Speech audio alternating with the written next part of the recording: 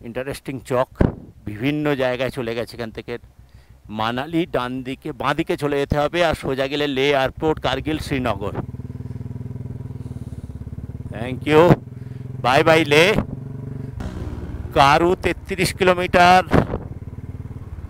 পাং 173, Sarchu 249। Good morning বন্ধুরা, আমি অর্ণব। আমার ইউটিউব চ্যানেল অরণ্য 360 ডিগ্রিতে আপনাদের সবাইকে স্বাগত। আমি গতকাল লেতে ছিলাম। আপনারা তো জানেন আমার এই দীর্ঘ 22 দিনের একলা একা সফরে আমি জম্মু কাশ্মীর আর লাদাখের গ্রামে গ্রামে ঘুরে বেড়িয়েছি। সে অজানা অচেনা প্রত্যন্ত গ্রাম, এরপর এক তুলে ধরেছি সেই সব সুন্দর জায়গাগুলোর গল্প কথা। তাই এখনও যদি আমার চ্যানেল না সাবস্ক্রাইব করে থাকেন, অবশ্যই সাবস্ক্রাইব করে নিন, কেননা ওই সব গল্প খুব অল্পই শোনা যায়। এখন আমি এগিয়ে চলেছি মানালির দিকে। জানি না কোথায় গিয়ে আজকে থামবো, তবে এটুকু বলতে পারি অনেক অনেক রোমাঞ্চকর কাহিনী আজকেও রয়েছে। আপনারা সঙ্গে থাকুন। তো আমার 22 দিনের একলা একা সফরের এই পর্বটা দীর্ঘ হলেও দেখতে ভুলবেন না, আছে রোমাঞ্চকর নানান কাহিনী। এক ঝলক দেখে নেওয়া যাক কি কি দেখাবো এই পর্বে। আগের 15টা পর্বে আমার একলা একার 22 দিনের যে সফর, তাতে জম্মু কাশ্মীরের যে প্রত্যন্ত গ্রামে গ্রামে ঘুরে বেড়িয়েছি তার গল্প এবং ছবি দেখে নিয়েছেন। এবার দেখুন আমার অন্তিম পর্বে লে থেকে মানালি যাওয়ার এক দুর্ধর্ষ গল্প আর ছবি। তবে কালকের দিনটা আমি শেষ করতে পারিনি আমার ব্লগ, মানে প্যাথেটিক, মানে বিকেলবেলা থেকে প্যাথেটিক একটা অবস্থা আমার গেছে।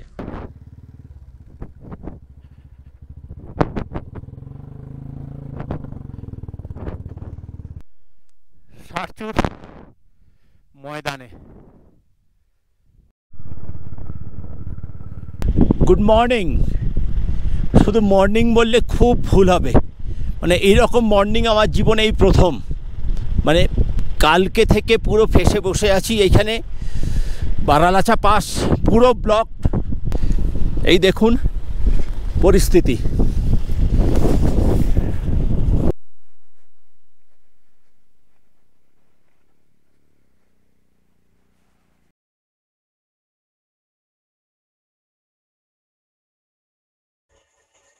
বলতে বলতে গল্পের শুরুতেই লে থেকে 18 কিলোমিটার দূরে অপরূপ থিকসে মনস্ট্রিতে এসে হাজির হলাম।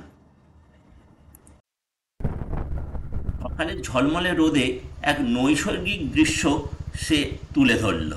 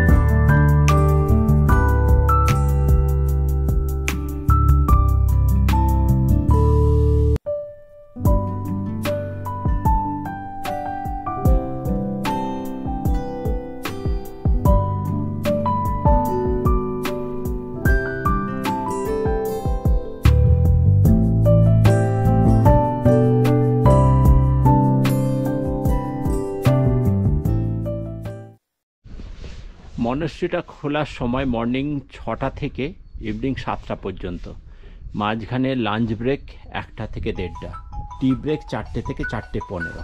ঠিকসে মনেস্ট্রি থেকে বেরোতে একটু দেরি হয়ে গেল, আর মাথায় ঘুরছে এখনো 230 কিলোমিটার দূরে সারচু, আর মাঝখানে টাংলাংলা পাস, নকিলা পাস আর কাটালু, এগুলো পেরিয়ে সারচু যেতে হবে। সময় কুলিয়ে উঠতে পারবো তো জানি না, কিন্তু এগিয়ে চলেছি মোহময়ী রাস্তার অপরূপ রূপ দেখতে দেখতে। এরই মাঝে আমার মাইক্রোফোনের জ্যাকটা গেছে বিগড়ে।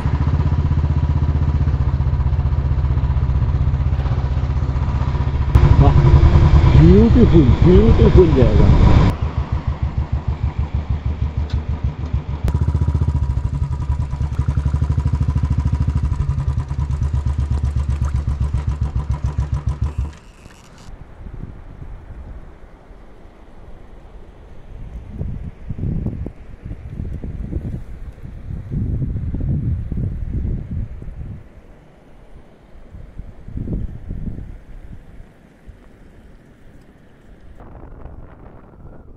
কি হলো, কি ব্যাপার?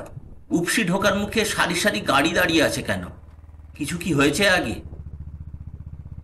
পরে জানলাম বারালাচা পাশে প্রচুর তুষারপাত হয়েছে, তাই এত দূর থেকে আর কাউকে যেতে দেওয়া হচ্ছে না, কেননা এর পরে আর সেরকম কোনো কিছু গ্রাম বা থাকার জায়গা নেই। সেই গিয়ে সারচুতে আমরা থাকতে পারবো। মানালি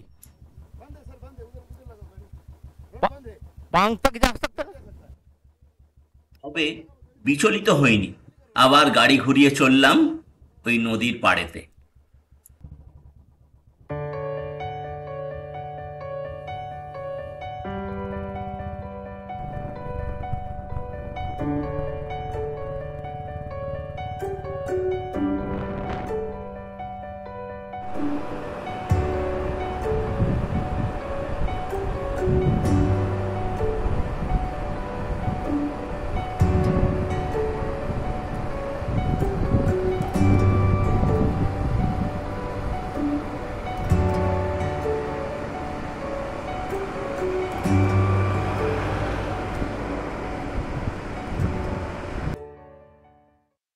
কি আর করা যাবে, ঘন্টাখানেক অপেক্ষার পরে রাস্তা খুললো।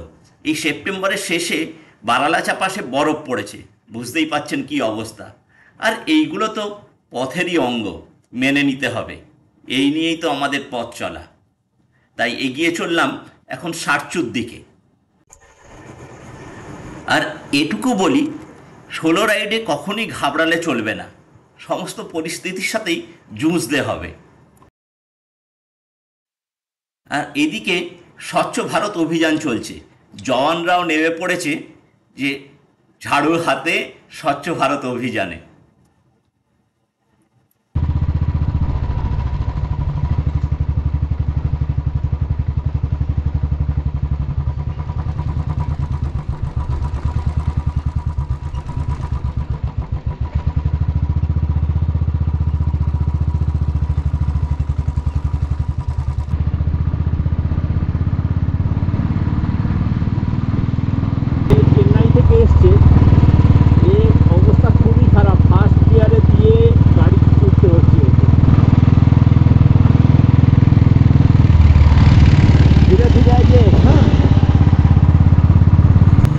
শ্রীনগর লে রাস্তায় যে সৌন্দর্য পেয়েছি তার থেকে এইদিকে সৌন্দর্য অনেক অনেক বেশি, কিন্তু এইদিকে কোনো গ্রাম পড়ছে না, কোনো থাকার জায়গা নেই, অদ্ভুত পরিস্থিতি। আর মাঝে মধ্যে শুধু দেখা যাচ্ছে কিছু পেট্রোলিং ভ্যান, তারা রেস্কিউ করার জন্যে সদা প্রস্তুত। প্রায় কাছাকাছি চলে এসেছি।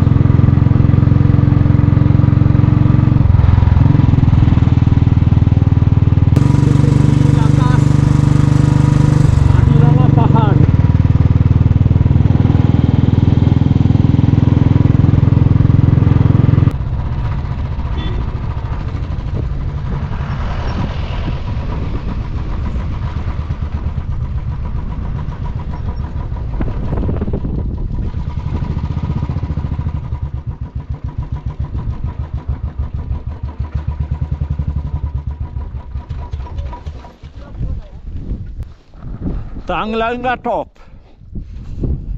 উচ্চতা 17,482 ফিট।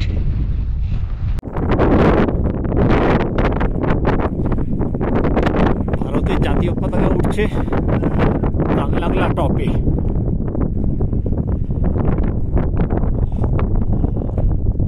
প্রচন্ড হাওয়া,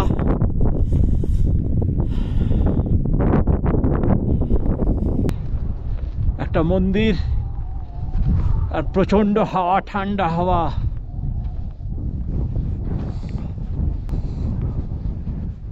পাং 65, মানালি 364, চণ্ডীগড় 673 কিলোমিটার। আর এখান থেকে লে 111 কিলোমিটার এসছি।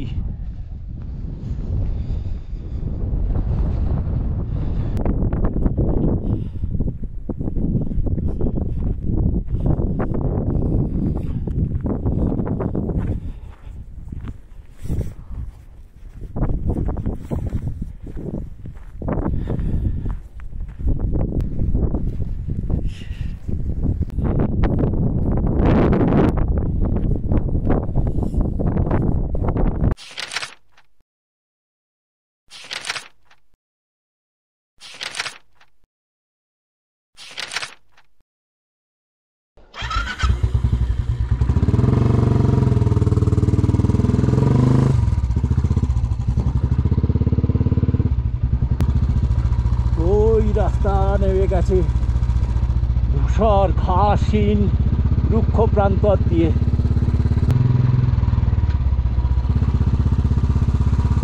প্রচন্ড ঠান্ডা হাওয়া, প্রচন্ড ঠান্ডা। ডেব্রিং বলে একটা জায়গায় এসছি, এইখানে হাওয়া তো প্রচণ্ডই আর খিদেও পেয়েছে খুব। কটা বাজে ঘড়িতে তাও দেখা হয়নি। এখান থেকে পাং মনে হচ্ছে প্রায় 45-50 কিলোমিটার হবে। খেয়ে নিই কিছু, খেয়ে দিয়ে আবার বেরোনো যাবে।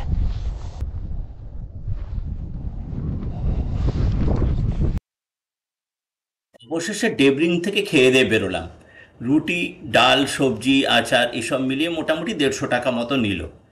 আর এখানে এমার্জেন্সি পড়লে থাকারও ব্যবস্থা আছে।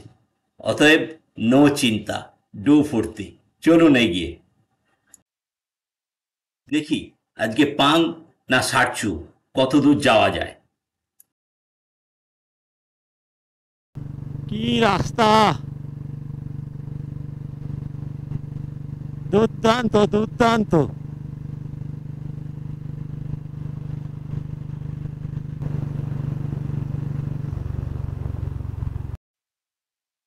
আগেও বলেছি, লে মানালি হাইওয়ের প্রাকৃতিক পরিবেশ দুর্দান্ত।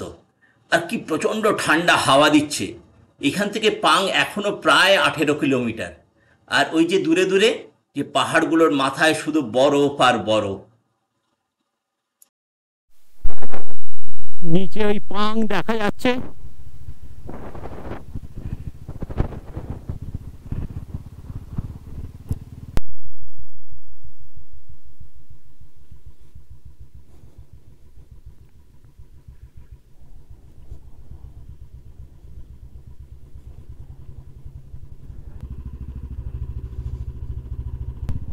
ছোট্ট, খুব খুব ছোট্ট জায়গা এই পাং।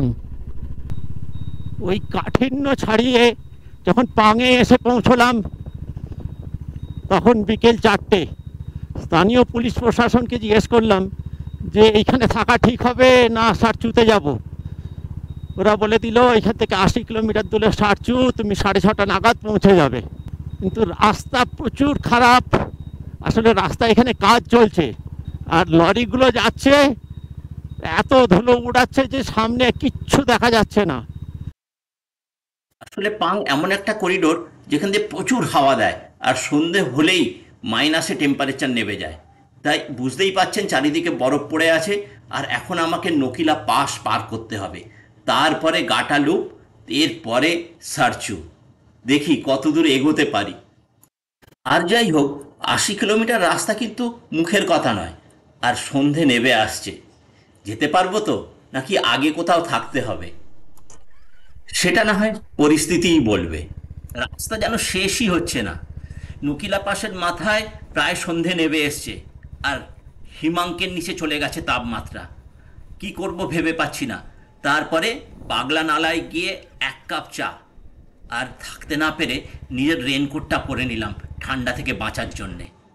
আর গাটালুপ সত্যিই দেখতে পাইনি, এতটা অন্ধকার রাস্তা যে একটা ফটোও তুলতে পারিনি, নিজের চোখেও দেখতে পেলাম না।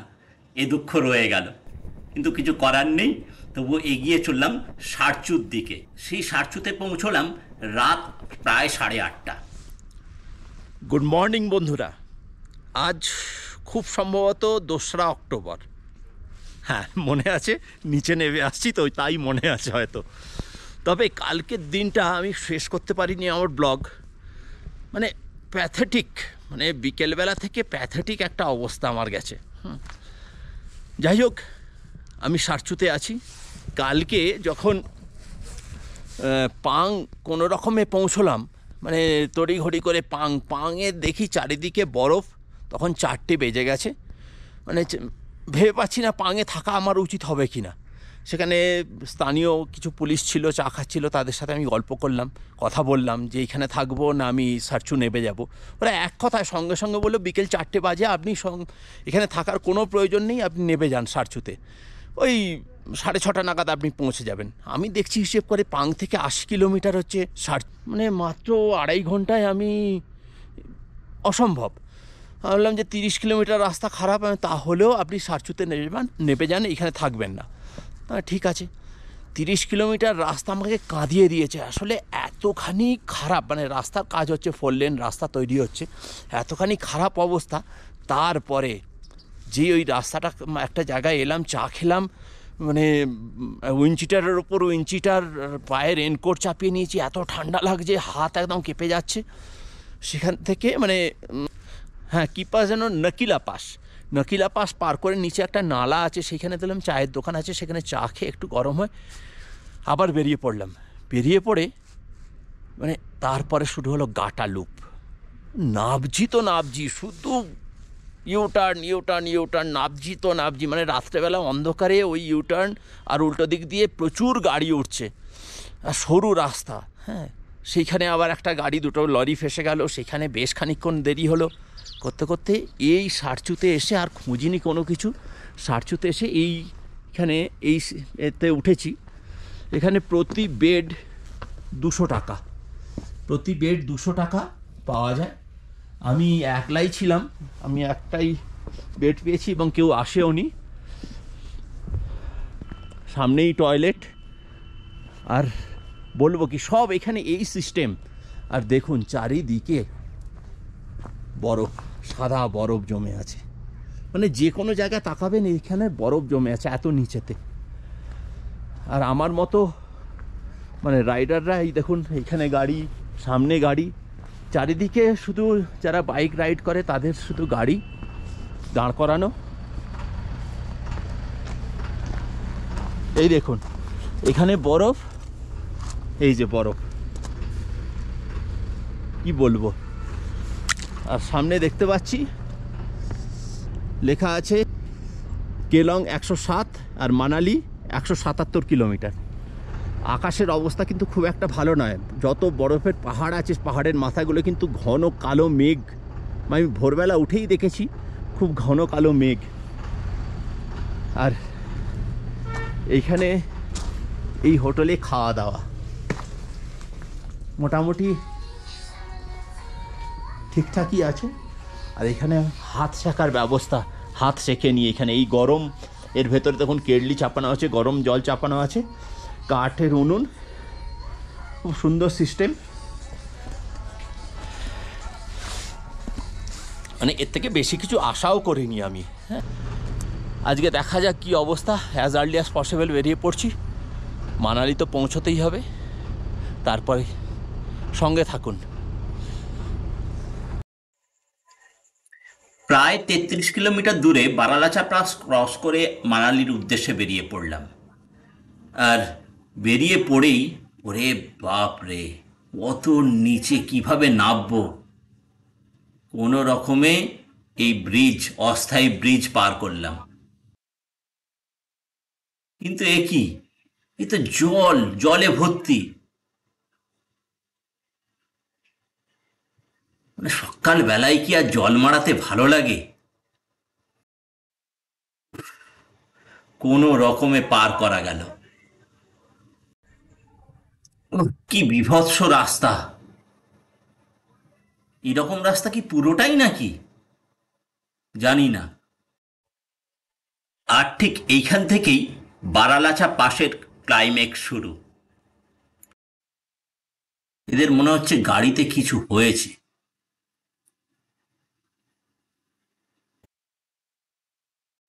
হ্যাঁ, এই রাস্তা পার করতে গিয়ে ওদের ক্ল্যাচ ভেঙেছে, কনুইতে চোট পেয়েছে। কি অবস্থা সত্যি। এবার চলে এলাম সারচুর উন্মুক্ত প্রান্তরে। এ এক দুর্ধর্ষ জায়গা। সেই ভূমিক্ষয় থেকে নদীর উৎপত্তি, আর হাওয়াতেও এখানে ভূমিক্ষয় হয়। আর এই জায়গাটা একদম ছাড়বেন না। আমি তো তাই গড়গড়িয়ে বাইক নিয়েই চলে গেলাম একদম কিনারে।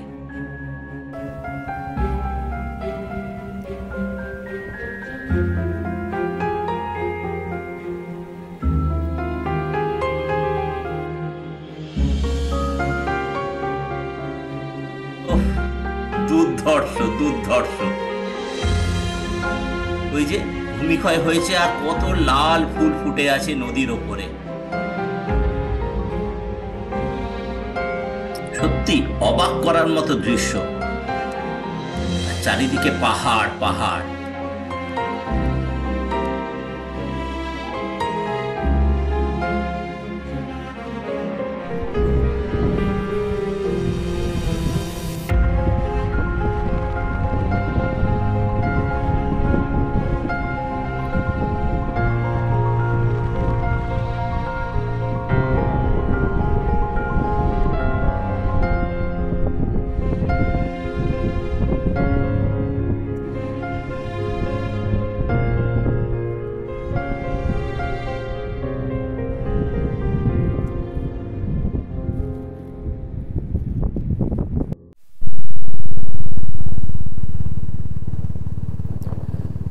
এখন বারালাচলা পাস পার করব।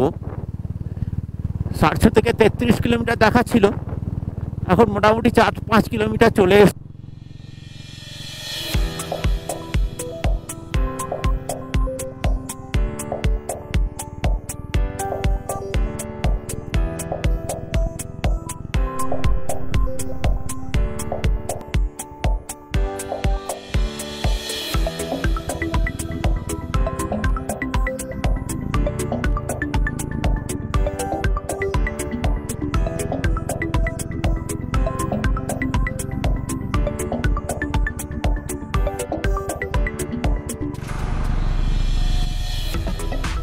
উপরে উঠছি তো উঠছি, তুষারপাত চালু হয়ে গেছে। জমাট বাঁধা সাদা মেঘ যেন ঘিরে ধরেছে।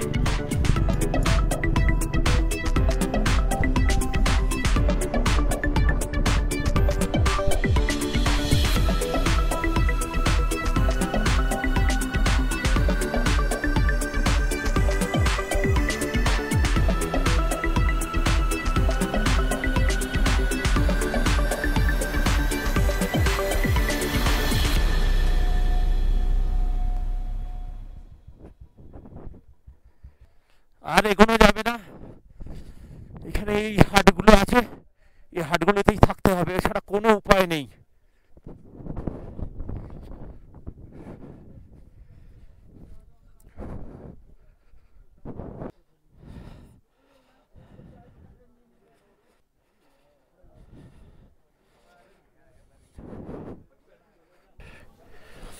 এই ক্যাম্পের ভেতরে আশ্রয় নিয়েছি আমরা, এছাড়া আর কোনো উপায় নেই। সকাল 10:17, চারিদিকে স্নোফল হচ্ছে। সব বাইক গাড়ি ট্রাক সব দাঁড়িয়ে গেছে। এরকম এখানে 2টো টেন্ট আছে। আমারও বাইক এখানে দাঁড় করানো। প্রচন্ড স্নোফল।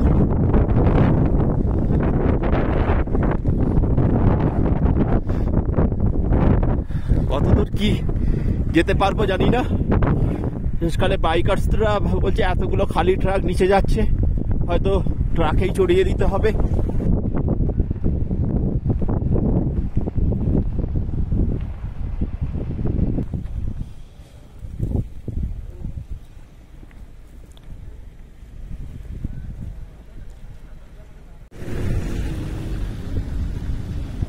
এখানে প্রায় 9:30 থেকে বসে আছি, এখন 3টে 3:30 বাজে। মানে এই স্নোফল থামার নাম নিচ্ছে না।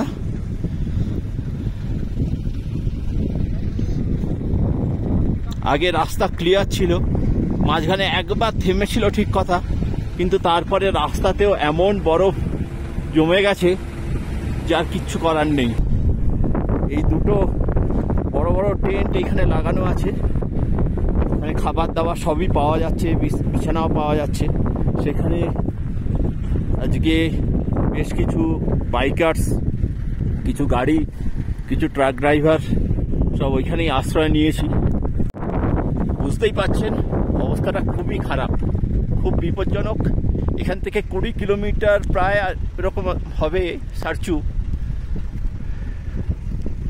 এখানে চলে এসেছি কিন্তু আর ফেরত যাইনি। যাই হোক, এখানে টেন্টের অ্যাকোমোডেশন যে দুটো আছে খুব ভালো,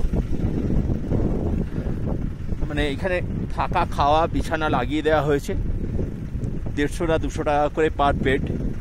যা হবে কালকে সকালবেলা হবে। বিআরও নিশ্চয়ই রাস্তা ক্লিয়ার করার চেষ্টা করছে।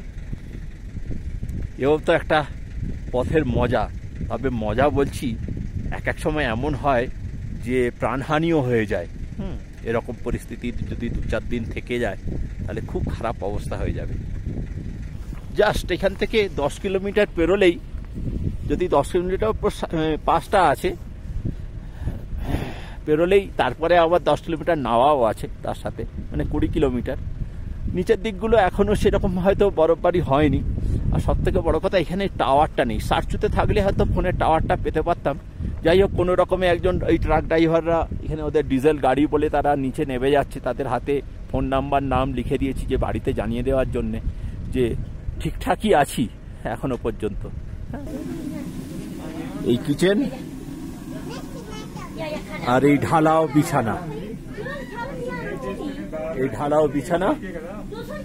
আমি মালপত্র নিয়ে এখানে চলে এসেছি। এই যে চা তৈরি হচ্ছে, এটা কিন্তু পাইন পাতার, এই যে পাইন পাতা দিয়ে লম্বা লম্বা, তার সাথে একটু চা মেশানো হয়েছে।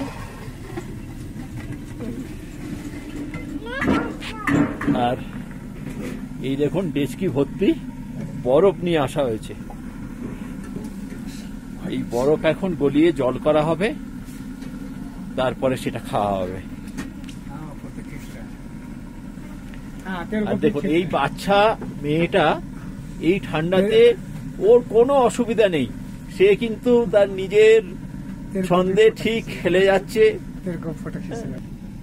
এনারা তো বেরিয়েই যাচ্ছিলেন, মানে ক্যাম্প প্রায় গুটিয়ে নিতে যাচ্ছিলেন, কিন্তু দুদিন এখানে বরফবারি হয়ে যাওয়ার জন্যে এনারা আর গোটাতে পারেননি।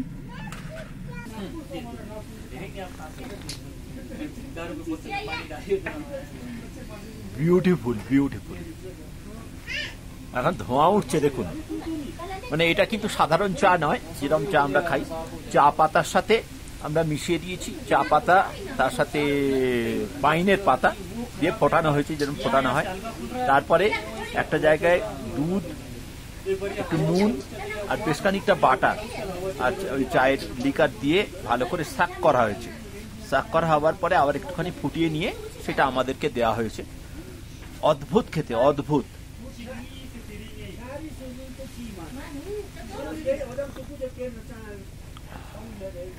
বিউটিফুল।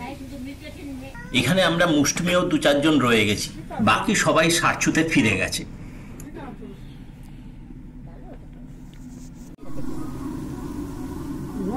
বরফ গলিয়ে জল করা হচ্ছে আর সেই সাথে আগুন পোহানো হচ্ছে। এই যেন এক অপার্থিব দৃশ্য।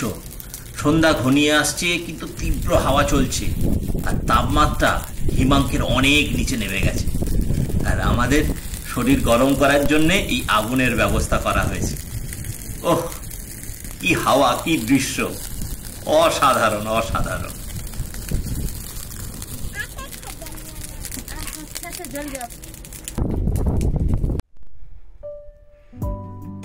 অক্টোবর, বারালাচা পাশে কালকে উঠতে পারিনি, রাস্তা বন্ধ, এতখানি স্নোফল হয়েছে, সমস্ত কিছু বন্ধ হয়ে গেছে। আর আজকে ভোরবেলা উঠেছি, সামনের নদীটা একদম বরফ হয়ে গেছে।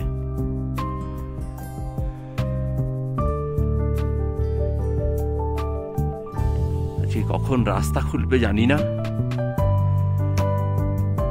হাতে তো আর সময়ও নেই, কি হবে কিচ্ছু জানি না। Good morning. শুধু মর্নিং বললে খুব ভুল হবে, মানে এইরকম মর্নিং আমার জীবনে এই প্রথম। মানে কালকে থেকে পুরো ফেসে বসে আছি এইখানে, বারালাচা পাস পুরো ব্লক, সারা দিন তুষারপাত, মানে ভাবা যায় না এত তুষারপাত হয়েছে। সব গাড়ি দাঁড়িয়ে, কি করব, তবুও অর্ণব চলে এসছে নিজের চ্যানেল অরণ্যকে সঙ্গে নিয়ে। আজ কিন্তু একটা মানে ফাটাফাটি দিন, আর অপেক্ষা করা যাবে না। জেসিপি গেছে, কালকেও গিয়েছিল, আজকেও গেছে জেসিপি রোড পরিষ্কার করার জন্যে, কিন্তু কতদূর কি করতে পারবে জানি না। কিন্তু আজকে আমাদের মানালি নামতেই হবে, কেননা আমার রিজার্ভেশন আছে হাওড়া, মানে কালকা থেকে। এই দেখুন পরিস্থিতি, মানে যেদিকেই তাকাচ্ছি শুধু বরফ বরফ আর বরফ। সব গাড়িগুলো এখানে দাঁড়িয়ে গেছে, কিছু মোটর সাইকেল ওইখানে আছে, তারা নিচে নেমে গেছে সারচুতে, আর এখানেও কিছু আছে। কেউ কেউ তো আবার মোটর সাইকেল গাড়িতে তুলে দিয়েছে। জানি না, আমরা এখানে 3-4 জন জড়ো হয়েছি, বলছি যে আমরা এইভাবেই মোটর সাইকেল চালিয়েই যাব ধীরে ধীরে। দেখা যাক কতদূর কি করতে পারি, এগিয়ে যাই। কটা বাজে ঘড়িতে জানি না, মোটামুটি 10টা কি 10:30 হবে হয়তো, কিন্তু আর অপেক্ষা করা যাবে না। কিছুটা বরফ, রাস্তার বরফ কিছুটা গলছে, এইভাবে এই রাস্তা দিয়ে এগিয়ে যেতে হবে আমাদেরকে। তাই চলুন, আর অপেক্ষা নয়, যতখানি সম্ভব এভাবেই এগিয়ে যেতে হবে। সঙ্গে থাকুন। সারা রাত সারা দিন তুষারপাতের ফলে গাড়িগুলো একদম চিল্ড, আর ওই দেখুন ওর গাড়ি স্টার্টই নিচ্ছে না, কি অবস্থা। তবে থেমে থাকলে হবে না। আমার বন্ধু শান্তনু সে বলে দিয়েছে বরফের উপর গাড়ি চালাতে হলে একদম ফাস্ট গিয়ারে গাড়ি দিতে হবে, আর ব্রেকে একদম পা বা হাত দেওয়া যাবে না, দুদিকে পা ঘষতে ঘষতে যেতে হবে। ব্রেক মানে অ্যাক্সিলেটার কমিয়ে দেবে, ব্যাস এতটুকু। এইটুকু সাথে নিয়ে এগিয়ে চললাম বারালাচা পাশের দিকে।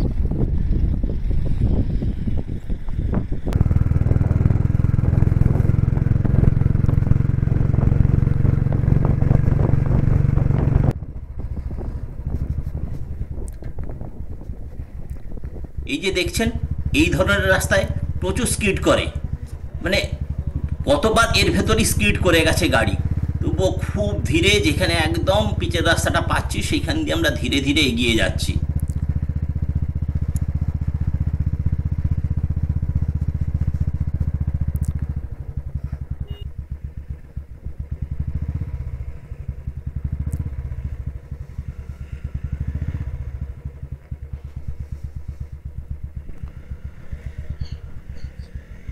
দেখুন কি অবস্থা, এই বরফে কিন্তু আর না ঠেলে উপায় নেই, সে গাড়ির চাকা ঘুরেই যাচ্ছে, এগোচ্ছে না। কি অবস্থা, এইটুকু রাস্তা কতক্ষণ ধরে যে আসছি,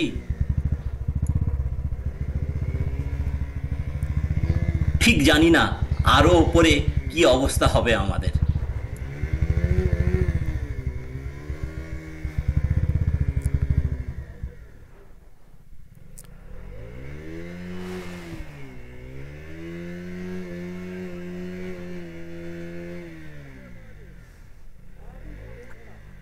এটা দেখে খুব ভয় লাগছে, ওর ক্ল্যাচ প্লেটটাই না জ্বলে যায়।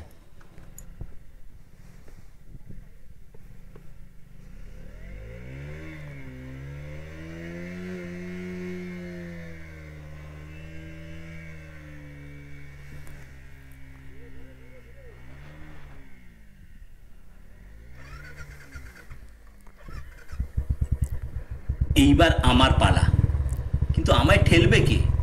আমার গাড়ি যে খুব ভারী, জানি না, কেউ না হেল্প করলে এইখান দিয়ে পার করা খুব মুশকিল।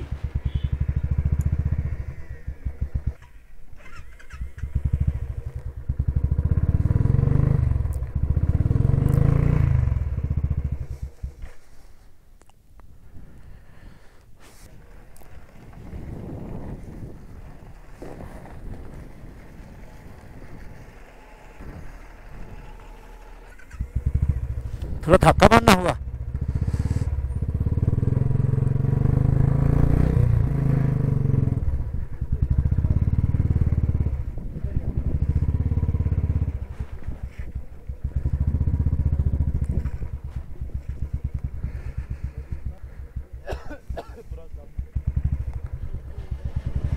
উফ, আবার একটা লরি, আবার এইটা দিয়ে পার করতে হবে। কি যে হচ্ছে না।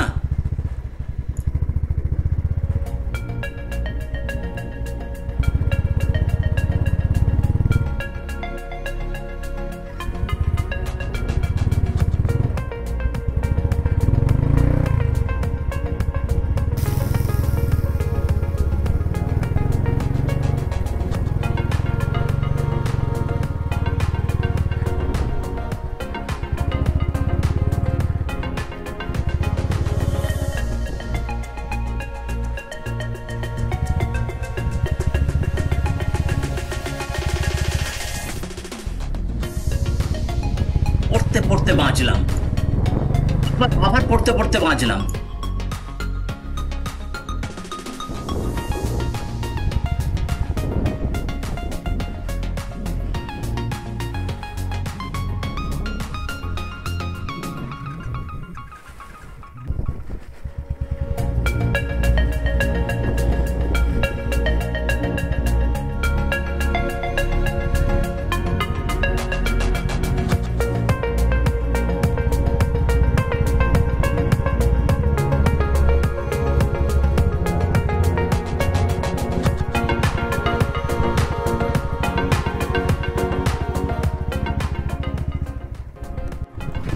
ব্যাঙ্গালোরে এই তিনটে ছেলে আর আমি এই কজনে মিলে এগিয়ে চলেছি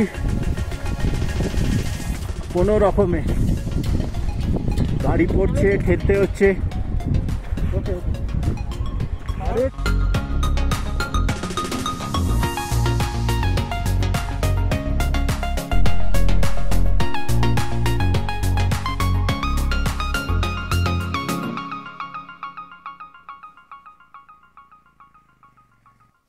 এই তিনটে ছেলে আমার ভরসায় এসছে, কিন্তু এই ছেলেটার কান্নাকাটি অবস্থা, কিছুতেই গাড়ি উঠছে না, বারবার স্কিড করছে, পড়ে যাচ্ছে। রাস্তা জঘন্য জঘন্য রাস্তা। কতবার যে দাঁড়িয়ে গাড়ি ঠেলতে হচ্ছে, গাড়ি পড়ে যাচ্ছে, তার ইয়ত্তা নেই। গাড়ি কিছুতেই ওর গাড়ি উঠছে না, স্কিড করে যাচ্ছে।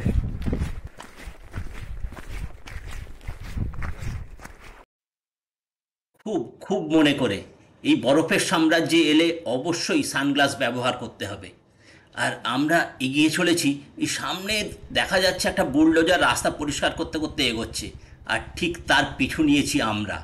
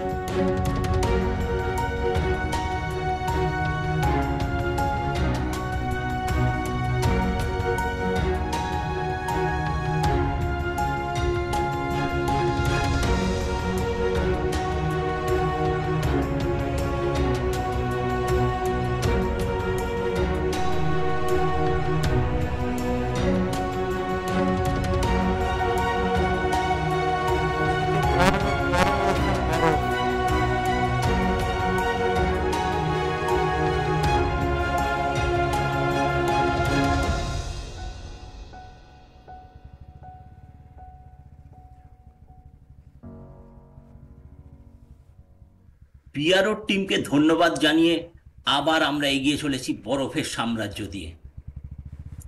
এই যেন এক অভূতপূর্ব প্রাপ্তি, মানে এটা তো আশা করে আসিনি, কিন্তু পেয়ে গেলাম এই রকম বরফ।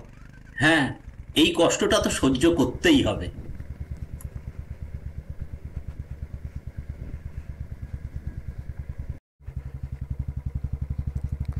জাস্ট বারালাসলা ক্রস করলাম, কিন্তু দাঁড়ানোর উপায় নেই, ছবি তোলার উপায় নেই। বারালাজলা পাস কোনটা সেটাই বুঝতে পারলাম না, সবটাই বরফে ঢাকা, কিন্তু দাঁড়ানোর উপায় নেই। বিআরও আর্মির লোকেরা বারবার তাড়া দিচ্ছে এগিয়ে যাওয়ার জন্য, কেননা পেছনে পুরো ট্রাকের কনভয় আসছে।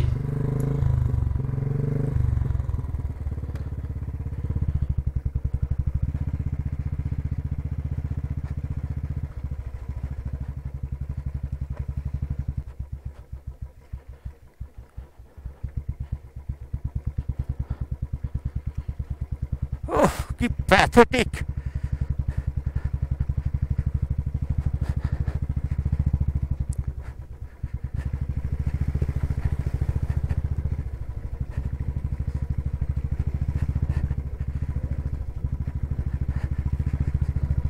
কাদা, মাটি, বরফ আর পাথর।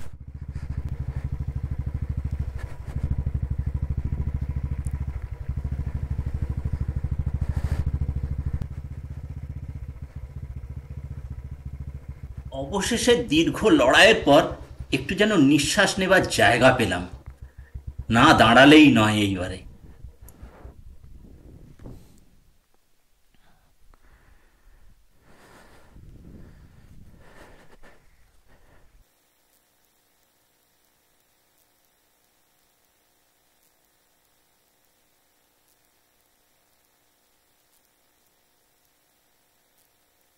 কোনো উপায় না পেয়ে আমার ভরসায় ব্যাঙ্গালোরের এই 3টে ছেলে বেরিয়ে পড়েছিল। তারা যেন এখানে এসে হাঁপ ছেড়ে বাঁচল। সত্যি তাদের মানে আনন্দ দেখুন, কি অবস্থা, হাত নাড়ছে, দেখুন দেখুন এদের। আর আমার যে মাইকটা খারাপ হয়ে গেছে, কি বলছেন জানেন? এ সময় বলছে বেঙ্গল টাইগার শুনেছি, কিন্তু কখনো দেখিনি। আজকে নাকি আমাকে দেখে তাদের বেঙ্গল টাইগারের কথা মনে পড়ে গেল। সত্যি এটা অত্যুক্তি। কেন জানেন? জীবনে প্রথমবার বরফের ওপর দিয়ে এটাই আমার বাইক চালানো। হ্যাঁ, আমি পড়িনি, আমাকে ঠেলতেও হয়নি সেরকম ভাবে। এই যা, ওই যে বাঁদিকে দেখা যাচ্ছে সুরজতাল, পুরোটা বরফে প্রায় ঢেকে গেছে। কি অপূর্ব দৃশ্য। আর তারপরে কিন্তু মখমলি রাস্তা।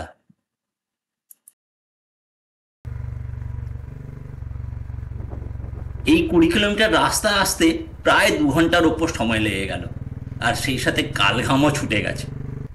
হ্যাঁ, আর একটু এগোলেই সামনে জিজিংবার পাবো।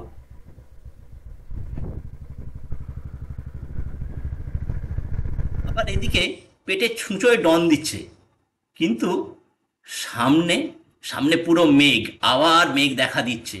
মানে কপালে কি আছে জানি না। তার আগে না হয় কিছু ছবি দিয়ে পেট পুজো সারি।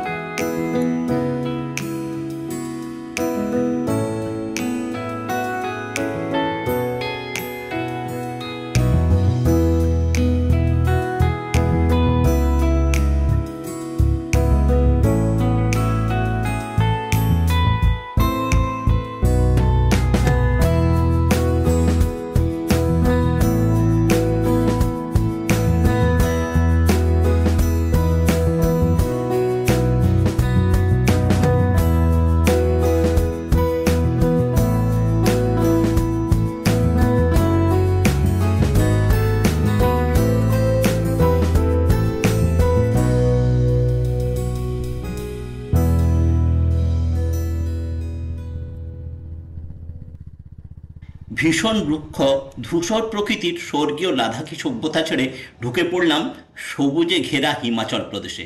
শস্য শ্যামলা বাংলার কথা মনে পড়ে যাচ্ছে বারবার, বাড়ির কথা মনে পড়ে যাচ্ছে। তাই জিজিংবারে নেবেই ফোনে টাওয়ার পেতেই প্রিয়জনদের সাথে কথা বলে নিলাম। হয়তো বাংলার মাঠে সাদা কাশে কাশে ভরে গেছে, হয়তোবা পুজো পুজো গন্ধও ছড়িয়েছে, শিউলিটাও ঝরে পড়ছে, কিন্তু তাই বলে কি লাদাখকে ভোলা যায়? আমি আসবো ফিরে, কিন্তু তার আগে পেটে যে ছুঁচোয় ডন মারছে। জিসপার দুর্দান্ত পরিবেশ। সেই বারালাচা ক্রস করার পরে আর কোথাও দাঁড়াইনি, দাঁড়ানোর জায়গাও নেই। আর দারচা এসে তো প্রচণ্ড জ্যাম পেয়েছি। আর তার দারচা থেকে 6 কিলোমিটার এসে জিসপা এসে এই হোটেলে আমরা লাঞ্চ করলাম। এরপরে বেরিয়ে যাচ্ছি। আকাশের অবস্থা কিন্তু খুবই খারাপ, অতএব বেশি দেরি করে লাভ নেই। কেলং হয়ে, অটল টানেল হয়ে আমরা বেরিয়ে যাব মানালির দিকে। আমি অর্ণব, আমার ইউটিউব চ্যানেল অরণ্য 360 ডিগ্রিকে নিয়ে আপনাদের সামনে হাজির হয়েছিলাম দীর্ঘ প্রায় 22 দিন ধরে। এই দীর্ঘ প্রায় 22 দিন ধরে আমি বেছে নিয়েছিলাম প্রত্যন্ত অঞ্চল, জম্মু কাশ্মীর আর লাদাখের প্রত্যন্ত গ্রাম অঞ্চলগুলো বেছে নিয়েছিলাম, যেগুলো সচরাচর দেখাই যায় না, শোনাই যায় না কোথাও। আমি প্রথমে হাওড়া থেকে ট্রেনে আমার বাইক তুলে দিয়েছিলাম, পাঠানকোটে নেমেছিলাম। সেখান থেকে সন্ডোলা হয়ে ভাদারওয়ায় চলে গেছি।